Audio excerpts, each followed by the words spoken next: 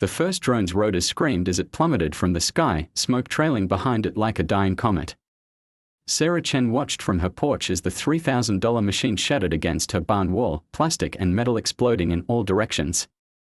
She should have felt guilty, but all she felt was the sweet burn of justice. What she didn't know was that her neighbor Karen Whitmore was already dialing 911, claiming terrorism. What Karen didn't know was that Sarah's little jamming device had just recorded everything, including the illegal surveillance footage Karen thought she'd deleted. The war between neighbors was about to become a battle that would destroy one of their lives forever. The morning sun cast long shadows across Sarah Chen's organic farm when she first noticed the drone hovering over her greenhouse. Its black body gleamed like a predatory insect as it circled her property, its camera gimbal rotating with mechanical precision. Sarah set down her coffee mug on the porch railing and squinted against the dawn light. The drone was too close, well within the boundaries of her 40-acre property. She pulled out her phone and checked the flight tracking app she'd downloaded after the incident started 3 weeks ago. The device wasn't registered. No surprise there. "Morning, Sarah." Her neighbor Tom Bradley waved from his adjacent field, where he was checking his irrigation lines. At 65, Tom had been farming longer than Sarah had been alive, and his weathered face showed genuine concern as he approached the property line. "That thing's been circling for about 20 minutes now." Sarah walked to the fence that separated their properties, her boots crunching on the frost-covered grass. "Any idea whose it is?" Tom's expression darkened. "Same one that's been harassing the Hendersons down the road. Mrs. Henderson caught it peering into their bedroom window last week." The drone suddenly banked sharply and descended, its camera pointing directly at Sarah's greenhouse where she grew her prize-winning heirloom tomatoes. The mechanical whir of its rotors filled the morning air like an angry wasp. "That's it." Sarah marched back toward her house, her jaw set with determination. She'd dealt with plenty of challenges in the 5 years since she'd left her corporate job to start the farm: drought, pests, equipment failures, but this was different. This was personal. Inside her workshop, buried beneath seed catalogs and spare irrigation parts, Sarah found the device she'd hoped she'd never have to use. The signal jammer was about the size of a paperback book, with a simple on-off switch and a range dial. She'd bought it online after researching drone defense systems, though she'd never actually tested it. Her phone buzzed. A text from her sister. "Maya, saw the news about drone harassment in rural areas. You doing okay out there?" Sarah typed back quickly, dealing with it now. "Call you later."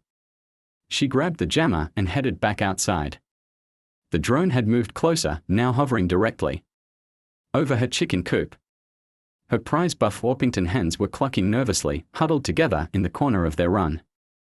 "Not my girls," Sarah muttered. She flicked the jammer's power switch. Nothing happened for a moment.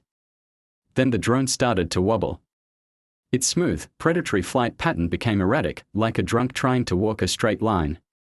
The mechanical whirring grew louder, more strained. The drone's camera gimbal spun wildly as its GPS signal cut out. Sarah turned the range dial up another notch. That's when the drone began to fall. It dropped like a stone, its rotors spinning uselessly as all electronic control was severed. Sarah watched with grim satisfaction as it plummeted toward her barn. The impact was spectacular, plastic and carbon fiber exploding against the weathered wood siding, tiny electronic components scattered like confetti. "Holy hell," Tom called from across the fence. "You actually brought it down." Sarah was already walking toward the wreckage, the jammer still humming in her hand. The drone lay in twisted pieces, its camera hanging by a thin wire, still blinking with a red recording light. She knelt beside the debris and examined the camera housing. There, printed in small white letters on the side, "Property of K. Whitmore." "Karen," Sarah whispered. Karen Whitmore lived in the new subdivision that had sprouted up 3 miles down the road. Sarah had met her exactly once, at the county planning meeting where Karen had objected to agricultural zoning exemptions. She'd stood up in the crowded room, her perfectly styled blonde hair catching the fluorescent lights, and declared that hobby farms were bringing down property values and attracting undesirable elements. Sarah remembered the way Karen had looked at her that night, like she was something distasteful stuck to the bottom of her shoe. Now she understood. This wasn't random harassment. This was targeted. Sarah pulled out her phone and dialed the sheriff's department. The dispatcher, Janet Morrison, had grown up in the area and knew every farmer by name. "Morning, Sarah. What's the trouble? I've got a downed drone on my property. Appears to be conducting illegal surveillance. Anyone hurt?" "Just the drone. But Janet, there's something you should know. This is the third incident this month, and I think it's connected to the harassment complaints from the Henderson farm." There was a pause on the line. "You said it was surveillance. How do you know?" Sarah looked at the blinking camera, still recording even in its death throes. "Because it was filming my property without permission, and I have reason to believe it's been doing the same to my neighbors. We'll send Deputy Martinez out to take a look. Don't touch anything else." After she hung up, Sarah noticed a car pulling up her long gravel driveway. A white Mercedes sedan with spotless chrome and tinted windows, completely out of place on a working farm. The car stopped near her house and Karen Whitmore stepped out. She was exactly as Sarah remembered, tall, impeccably dressed despite the early hour, with the kind of aggressive confidence that came from never being told no. She wore designer jeans that had never seen honest dirt and boots that cost more than Sarah's monthly feed bill. "Miss Chen," Karen called out, her voice carrying a sharp edge of authority. "I believe you have something that belongs to me." Sarah stood slowly, the jammer still in her hand. "If you're talking about the debris scattered across my barn wall, you're welcome to collect it after the sheriff's department finishes their investigation." Karen's perfectly applied makeup couldn't hide the flush of anger that crept up her neck. "That drone was conducting a legal survey of the area. What you did constitutes destruction of private property. What I did was defend my property from illegal surveillance." Sarah's voice remained steady, but her grip tightened on the jammer. "Funny thing about that legal survey, drones aren't supposed to fly over private property without permission, especially not at dawn when they think no one's watching. I have every right to monitor activities that affect my property values," Karen snapped. "This area is changing, Ms. Chen, whether you like it or not. Developments like mine represent progress, investment, jobs. Your little hobby farm is a relic. My little hobby farm feeds 50 families through the farmer's market and provides fresh produce to 3 local restaurants," Sarah shot back. "What exactly does your subdivision produce besides traffic and runoff?" Karen's eyes narrowed as she spotted the scattered drone parts.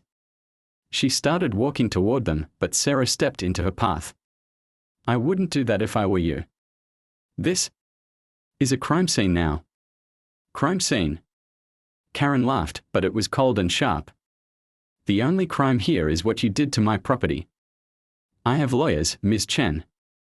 Very expensive lawyers who specialize in property disputes. Then they'll be very interested to learn about the video footage your drone captured without consent. In some states, that's considered stalking." The color drained from Karen's face. "You're bluffing." Sarah pointed to the camera, still blinking its red recording light. "Am I?" A patrol car was making its way up the driveway, dust billowing behind it. Deputy Martinez was a good man. Sarah had sold vegetables to his wife at the farmer's market for 3 years. But she knew that money talked in this county, and Karen Whitmore had plenty of it. "This isn't over," Karen hissed as the patrol car approached. "You have no idea who you're dealing with." "Neither do you," Sarah replied quietly. Deputy Martinez stepped out of his car, his weathered face neutral as he surveyed the scene. He was in his 40s, with graying temples and the measured demeanor of someone who'd seen too much drama in a job that was supposed to be quiet. "Morning, Sarah." He nodded to Karen. "Someone want to tell me what happened here?" Karen immediately launched into her version of events, describing her drone as a routine property survey device that had experienced unprovoked electronic interference. She painted Sarah as an unstable neighbor with a grudge against development. When she finished, Deputy Martinez turned to Sarah. "Your side." Sarah kept it simple. "I found an unregistered drone conducting surveillance of my property. When it Refused to leave after 20 minutes. I used a signal jammer to disable it. The drone was operating illegally, no FAA registration, no flight plan, and no permission to film my property. Martinez knelt beside the wreckage and examined the camera. This thing was recording. Still is, Sarah said. Karen shifted uncomfortably. The footage is proprietary, the footage is evidence, Martinez interrupted. He looked up at both women. Ms. Whitmore, I'll need to see your remote pilot license and the... 3 days later, Sarah was elbow-deep in tomato plants when her phone rang. The caller ID showed Deputy Martinez's number, and her stomach immediately nodded. She'd been expecting this call since the drone incident, but that didn't make it any easier. Sarah, we need to talk. Can you come down to the station? Am I being charged with something? There was a pause. Let's just say the situation has gotten more complicated. How soon can you get here? Sarah looked at her dirt-covered hands, then at the greenhouse full of seedlings that needed transplanting. Give me an hour. The Millbrook County Sheriff's Department occupied a low brick building that had been modern in the 1980s. Sarah had only been inside once before, to register her farm's security system. Now, walking through the glass doors into the fluorescent-lit lobby, she felt like she was entering enemy territory. Deputy Martinez met her at the front desk, his expression unreadable. Thanks for coming in. We've got a few things to discuss about the other day. He led her to a small conference room, where a woman in an expensive suit was already seated. She was probably in her 50s, with silver hair pulled back in a severe bun and the kind of predatory smile that came standard with law degrees from prestigious universities. Ms. Chen, this is Margaret Thornfield from Thornfield, Barrows and Associates. She's representing Ms. Whitmore. Sarah's heart sank. She'd heard of the firm, they specialized in high-stakes litigation and had a reputation for crushing small-town defendants with endless legal motions and astronomical fees. Ms. Chen, Thornfield said without standing, I understand you destroyed my client's property using an illegal jamming device. I defended my property from illegal surveillance, Sarah replied, taking the seat across from her. Thornfield opened a leather portfolio and pulled out several documents. My client has filed a formal complaint alleging destruction of property valued at $3,000, illegal use of signal jamming equipment, and interference with legitimate business activities. Legitimate business activities? Sarah looked at Deputy Martinez. Flying unlicensed drones over private property. Ms. Whitmore's development company has been conducting preliminary surveys for a potential expansion project, Thornfield continued smoothly. The drone was gathering environmental data required by county planning regulations. Sarah felt her anger rising. Environmental data. At 6 in the morning, hovering over my chicken coop. Deputy Martinez cleared his throat. That's actually what we need to discuss. Ms. Whitmore has provided documentation showing that her company filed for preliminary survey permits 6 months ago. He slid a folder across the table. Sarah opened it and stared at the paperwork inside. Whitmore Development LLC had indeed filed for environmental impact surveys covering a 12-square-mile area that included her farm, Tom Bradley's property, and most of the surrounding agricultural land. This doesn't give her the right to conduct surveillance of private property, Sarah said, but her voice lacked conviction. Actually, it does, Thornfield replied. Environmental surveys require comprehensive documentation of land use, structures, and activities that might impact development feasibility. The permits specifically authorize aerial photography and videography. Sarah felt the walls closing in. I was never notified about these permits. Property owners are notified through published legal notices in the county newspaper, Martinez said quietly. It's standard procedure. Sarah wanted to scream. She'd never seen any legal notices because she'd cancelled her newspaper subscription 2 years ago to save money. Like most people her age, she got her news online.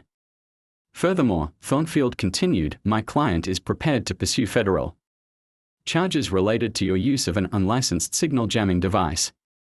The FCC takes interference with licensed commercial activities very seriously. Commercial activities? Sarah's voice rose. She was spying on my property. She was conducting legally authorized surveys. Thornfield's smile was razor-sharp. However, my client is willing to be reasonable. She's prepared to forego criminal charges if you agree to certain conditions. Sarah looked at Deputy Martinez, but his expression offered no comfort. What kind of conditions? Thornfield pulled out another document. A settlement agreement. You'll pay for the destroyed drone, agree not to interfere with future survey activities, and acknowledge that Ms. Whitmore's development company has legitimate business interests in the area. Sarah scanned the document, her heart pounding. The language was dense and filled with legal jargon, but the implications were clear. She'd be admitting wrongdoing and giving Karen carte blanche to continue her surveillance. I need time to think about this. Of course. You have 24 hours. Thornfield closed her portfolio with a snap. After that, we proceed with criminal charges. Deputy Martinez has assured us that the county is committed to enforcing federal communications laws. After the lawyer left, Martinez walked Sarah to the parking lot. His demeanor had shifted, less official, more apologetic. Sarah, I need you to know that this isn't how I wanted this to go. But you're still going to let her steamroll me. Martinez looked around to make sure they were alone. Karen Whitmore donated $250,000 to the county's new communications equipment fund last year. The sheriff's department, the fire department, even the school district, we all got new radios and emergency equipment because of her generosity. Sarah felt sick. So she owns the county now. It's not that simple. But when someone provides that kind of support to public safety, they tend to get the benefit of the doubt. Martinez paused. Look, I grew up here.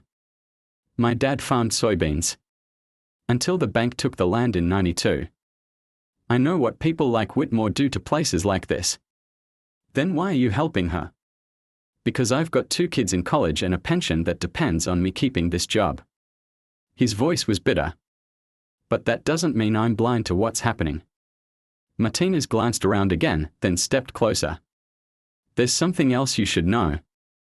The Henderson farm. They got the same settlement offer last week. They signed.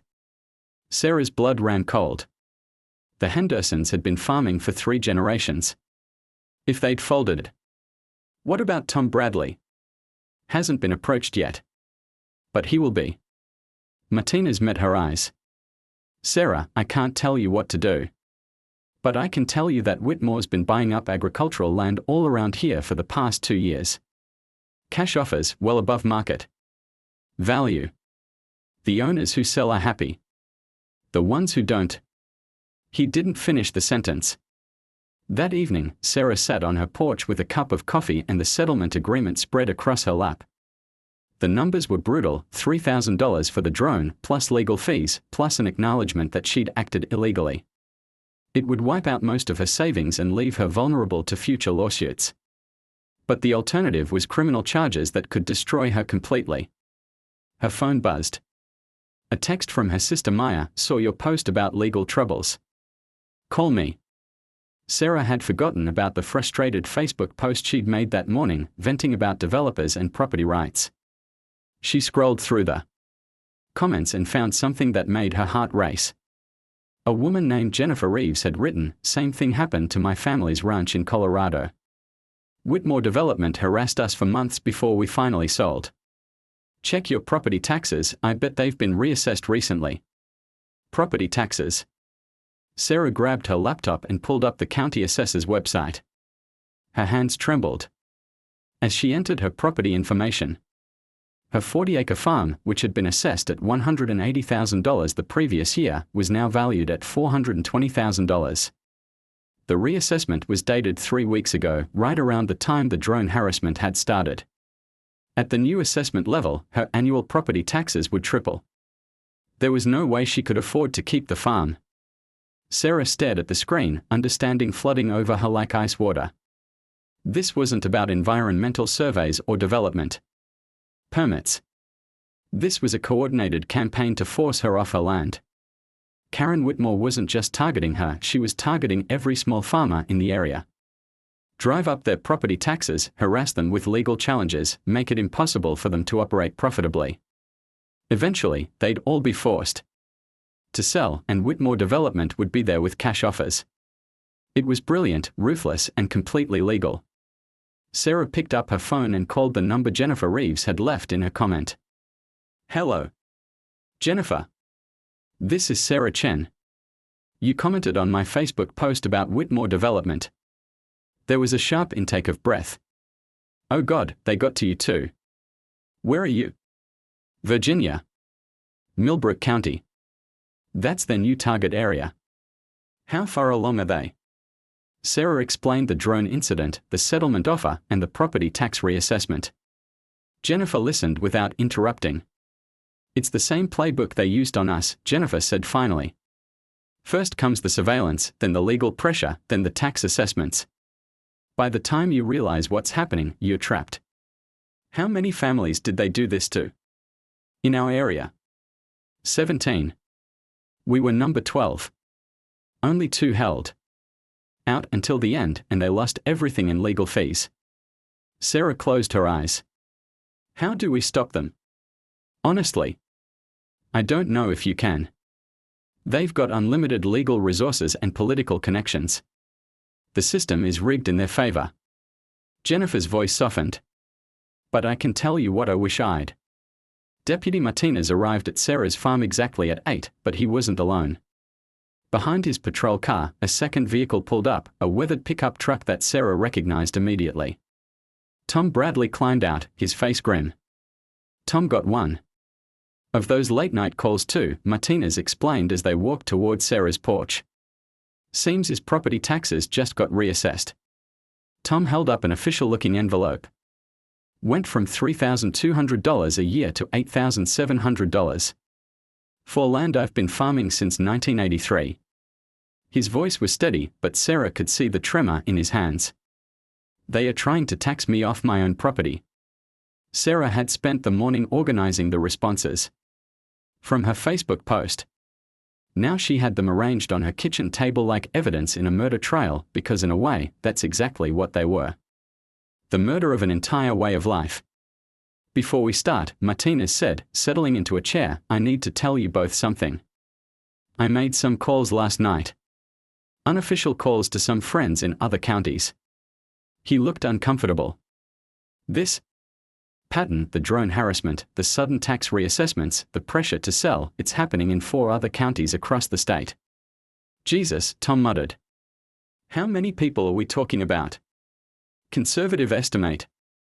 About 200 families." Martinez pulled out his notepad.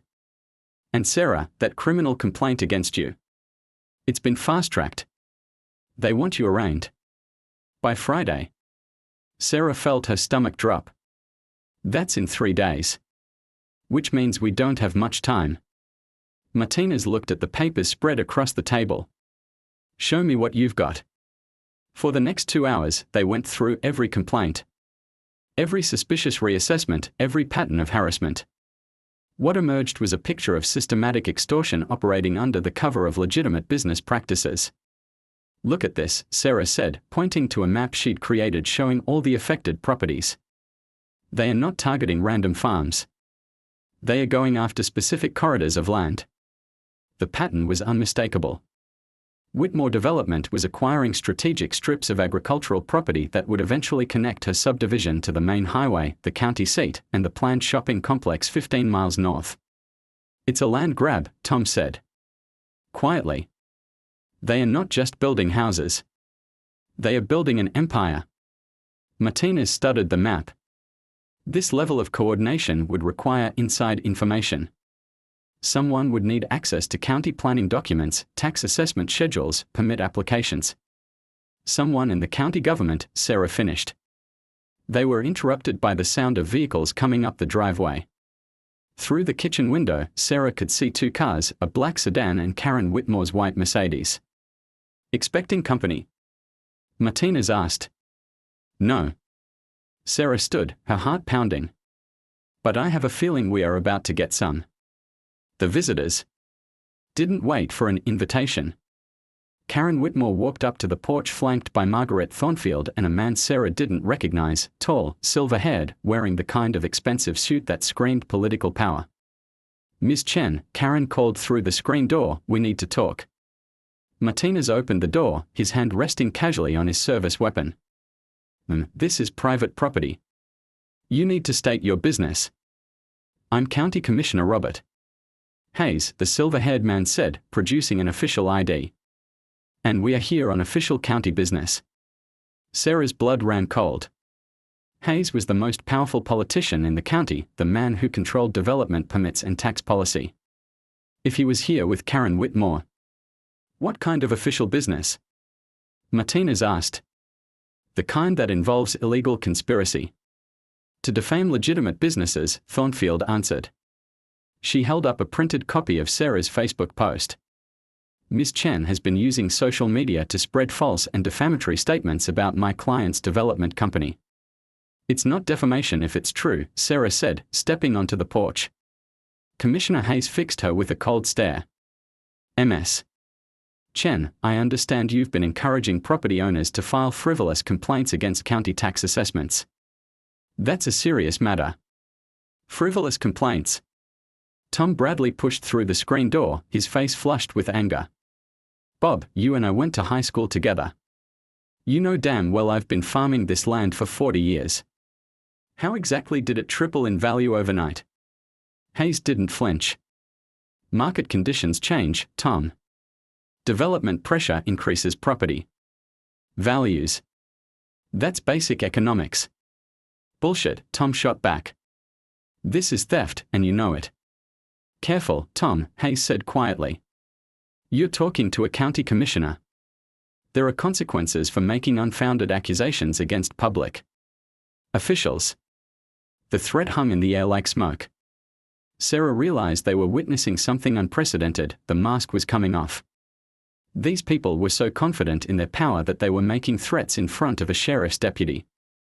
Deputy Martinez, Karen Whitmore said, her voice.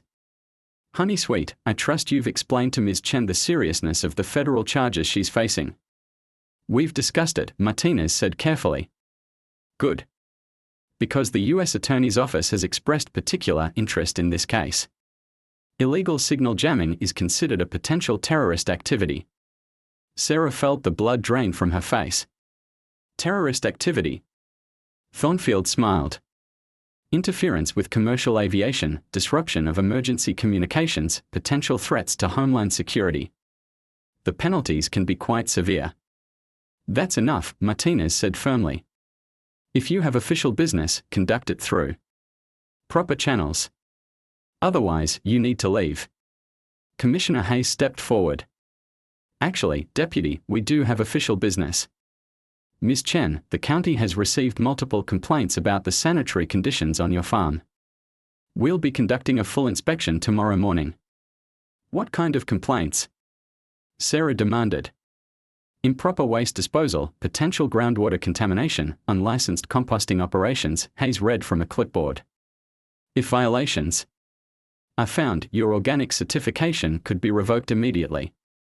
Sarah's world tilted. Without her organic certification, she'd lose her contracts with local restaurants and her premium pricing at farmers markets. It would bankrupt her within months. Who filed these complaints? Martinez asked. Anonymous tips to the Environmental Compliance Hotline, Hayes replied. We are required to investigate all potential violations. Tom Bradley stepped forward, his fists clenched. This is harassment, plain and simple. This is law enforcement, Karen Whitmore said coldly. Maybe if people in this area were more willing to embrace progress instead of clinging to obsolete ways of life, we wouldn't need to take these measures. The admission hung in the air like a confession. Sarah pulled out her phone and realized she'd been recording the entire conversation. You just admitted this is retaliation, she said quietly. Karen's eyes went wide as she realized her mistake. Thornfield immediately stepped forward. That recording is inadmissible. Virginia is a two-party consent state. Actually, Martinez said, Virginia is a one-party consent state. And since this conversation took place on Ms. Chen's property, she had every right to record it. The lawyer's face went pale. Commissioner. Hayes grabbed Karen's arm. We are done here, he said sharply. As they walked back to their cars, Karen turned back one more time. "Ms. Chen, you have until tomorrow morning to accept the settlement offer. After that, we proceed with both criminal charges and civil forfeiture proceedings." Civil forfeiture. Sarah's voice cracked. "Assets used in the commission of federal crimes can be seized by the government," Thornfield called out. "That includes property, vehicles, and bank accounts." After they drove away, the three of them sat in stunned silence on the porch. The full scope of the attack was now clear: criminal charges, civil forfeiture, health department harassment, tax assessment manipulation, and political intimidation. "They are going to destroy me," Sarah whispered. "Not if we can help it," Martinez said firmly. "That recording you just made? That's evidence of criminal conspiracy and abuse of power." Tom nodded grimly. "And I know exactly who we need to show it to." "Who?" Sarah asked. "My nephew works for the state attorney general's office. Public Corruption Division." Tom's eyes were hard. "If Hayes and Whitmore want to play hardball, let's see how they like facing a state investigation." Martinez stood up. "I need to make this official. Sarah, I want you to file a formal complaint alleging conspiracy, extortion, and abuse of power. Tom, I need you to document every suspicious contact you've had with county officials regarding your tax assessment." "What about the health department inspection tomorrow?" Sarah asked. "Let them come," Martinez said. "But make sure you have witnesses. And keep recording everything." He paused. "There's something else. I've been thinking about those environmental survey permits that Whitmore claims gave her the right to fly drones over private property." "What about them?" "Environmental surveys don't require aerial surveillance of chicken coops at dawn.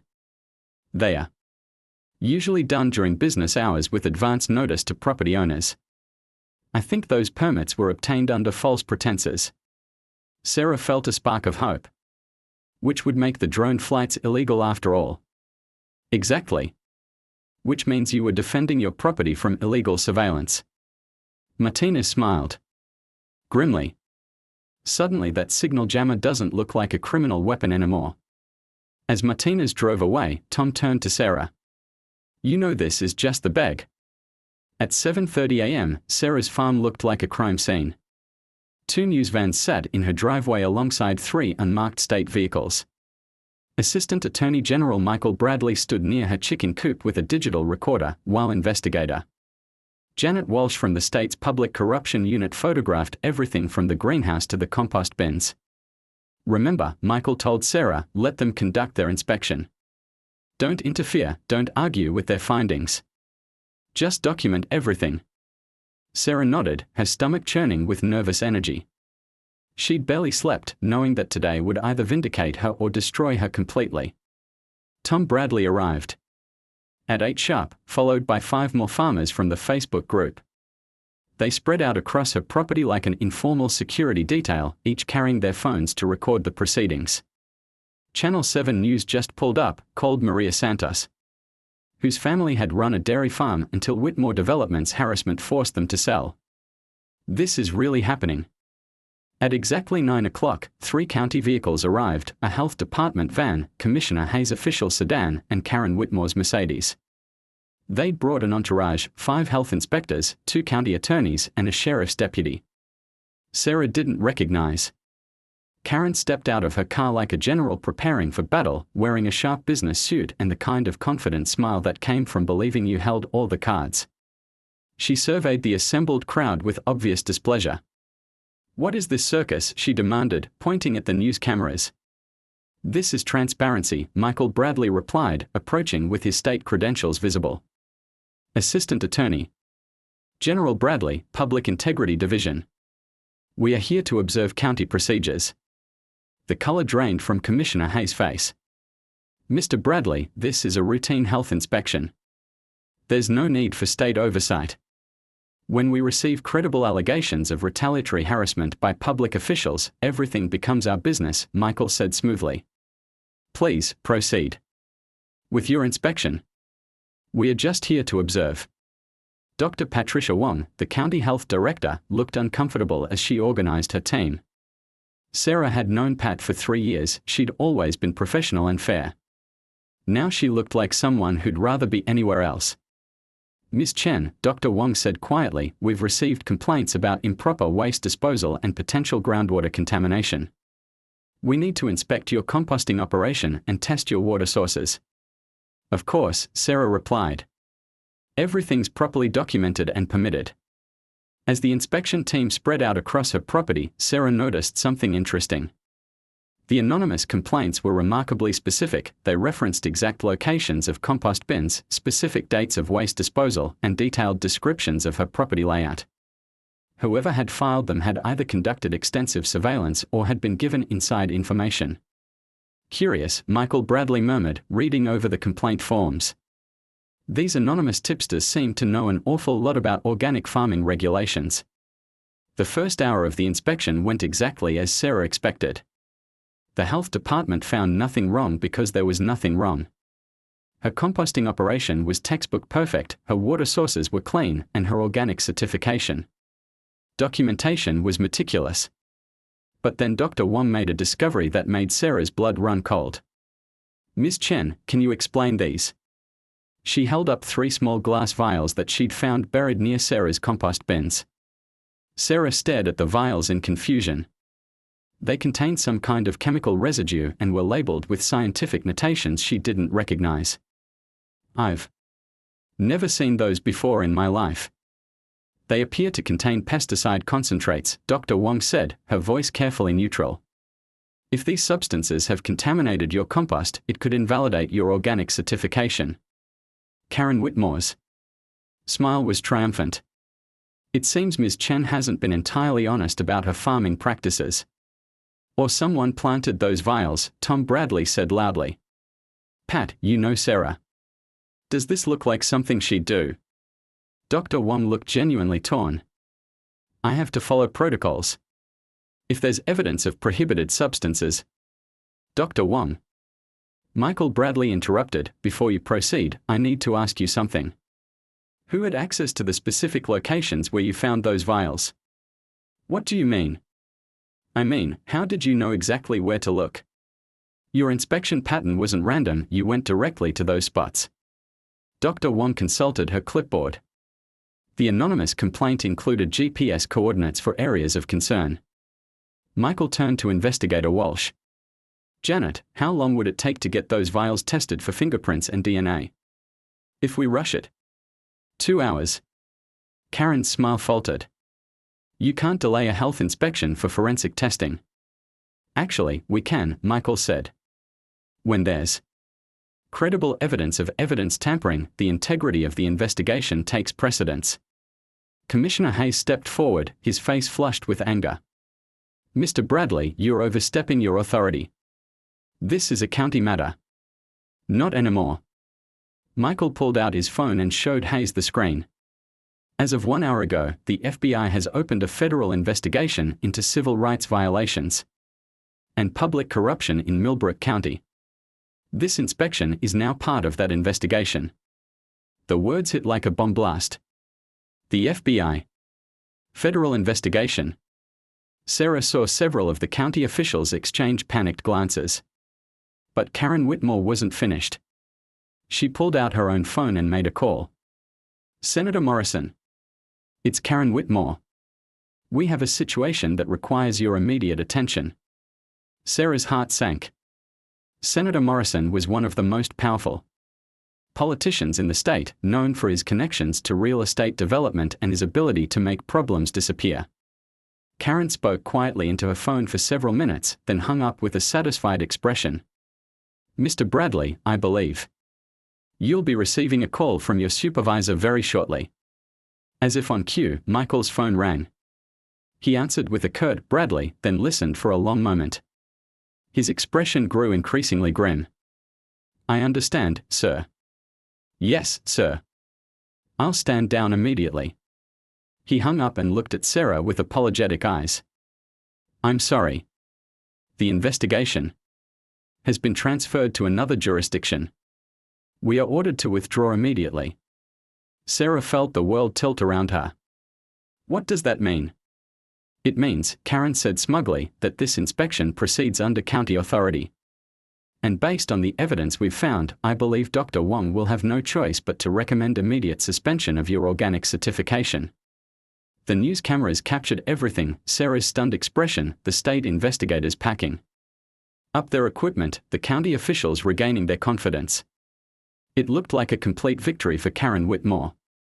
But then something unexpected happened. Wait, Dr. Wong said quietly. She was staring at one of the vials with a puzzled expression. This doesn't make sense. What doesn't make sense? Michael asked, even though he'd been ordered to withdraw. These pesticide concentrates. They are not something you'd find on an organic farm, but they are also not something you'd hide in compost bins. She held up the vial. These are industrial-grade compounds used in large-scale development projects. They are designed to sterilize soil before construction. Sarah's eyes widened. Sterilize soil. It's standard procedure when you're preparing land for major development. You kill everything in the soil to prevent future pest problems in residential areas. Dr. Wong looked directly at Karen. Ms. Whitmore, isn't your company planning residential development in this area? Karen's face went white. I don't see what that has to do with anything. It has to do with the fact that these specific compounds are only available to licensed construction companies, Dr. Wong continued. And according to the labels, they were manufactured 3 weeks ago. The implication hung in the air like a storm cloud. The vials hadn't been buried months ago as part of some secret pesticide use. They'd been planted recently by someone with access to construction-grade chemicals. Tom Bradley started laughing. Karen, you stupid, arrogant, that's enough. Commissioner Hayes snapped. Dr. Wong, I order you to complete this inspection immediately. Actually, Bob, Dr. Wong said quietly, I don't think you get to order me around anymore. She turned to the news cameras. I've been the county health director for 12 years and I've never seen anything like this. Evidence planted at an inspection site, political pressure to ignore protocols, and now direct orders to falsify public health findings. She held up her badge and threw it on the ground. I quit. And I'm filing formal complaints with the state health department, the Attorney General's office, and the FBI. The silence that followed was deafening. Then Maria Santos started clapping. Then Tom Bradley. Then all the farmers, and finally the news crews. Karen Whitmore stood in the middle of it all, her perfect composure finally cracking. This isn't over, she said, her voice shaking with rage. I have resources you can't imagine. I have connections. You had connections, Sarah interrupted. Past tense. Because everyone just saw you on live television, implicated in evidence tampering and witness intimidation. Commissioner Hayes was already walking back to his car, his phone pressed to his ear. The other county officials followed, leaving Karen standing alone next to her Mercedes. Ms. Whitmore, called reporter Jessica Chen from Chan. 2 weeks later, Sarah stood in the federal courthouse in Richmond, watching Karen Whitmore's world collapse in real time. The woman who had once terrorized farmers across 4 counties now sat at the defendant's table wearing an orange jumpsuit. Her perfect composure replaced by the hollow-eyed look of someone who'd lost everything. The courtroom was packed. Farmers who'd been forced to sell their land sat in the gallery alongside news reporters, federal agents, and victims' rights advocates. Sarah recognized faces from her Facebook group, people who'd driven hundreds of miles to witness this moment. The defendant will please rise, Judge Patricia Morrison announced. Karen stood slowly, her attorney whispering urgently in her ear. Margaret Thornfield was no longer representing her. She was sitting 3 rows behind the prosecution table, having cut a deal to testify against her former client in exchange for immunity. Ms. Whitmore, Judge Morrison continued, you have been charged with conspiracy to violate civil rights under color of law, mail fraud, wire fraud, money laundering, and racketeering under the RICO Act. How do you plead? Sarah held her breath. For 2 weeks, she'd watched the federal investigation unfold like a precision demolition. The FBI had seized Whitmore Development's computers, financial records, and communications logs. What they found was a criminal enterprise that stretched across 6 states and involved dozens of public officials. Karen's voice was barely audible. "Not guilty, Your Honor." A murmur ran through the courtroom. Assistant U.S. Attorney David Park stood and addressed the judge. "Your Honor, the government requests that the defendant be held without bail. She represents a significant flight risk and poses a continuing danger to witnesses." "Objection," Karen's new attorney called out. "My client has strong ties to the community, and your client's community ties are precisely the problem," Park interrupted. "She used those ties to corrupt local government, intimidate witnesses, and destroy the livelihoods of dozens of families." Judge Morrison reviewed the bail motion. Given the scope of the alleged conspiracy and the defendant's demonstrated ability to influence local officials, bail is denied. The defendant will remain in federal custody pending trial. Sarah watched Karen's face crumple as the reality hit her. No more Mercedes, no more designer suits, no more political connections to make her problems disappear. Just a federal prison cell and the slow grinding wheels of justice. But the real satisfaction came during the prosecution's opening statement, when they outlined the full scope of Karen's criminal empire. "Ladies and gentlemen of the jury," Park began, "this case is about greed disguised as progress. The defendant, Karen Whitmore, didn't just want to build houses. She wanted to build a personal empire, and she didn't care who she had to destroy to get it." The prosecutor clicked a remote, and a massive chart appeared on the courtroom's display screen. It showed a web of connections between Whitmore development, county officials, tax assessors, health inspectors, and even state politicians. Over the course of 3 years, the defendant orchestrated a criminal conspiracy that involved property tax manipulation, illegal surveillance, witness intimidation, and the systematic harassment of rural property owners. When families wouldn't sell their land, she made their lives impossible. When they complained, she used corrupted officials to silence them. Sarah leaned forward as Park detailed the scope of the conspiracy.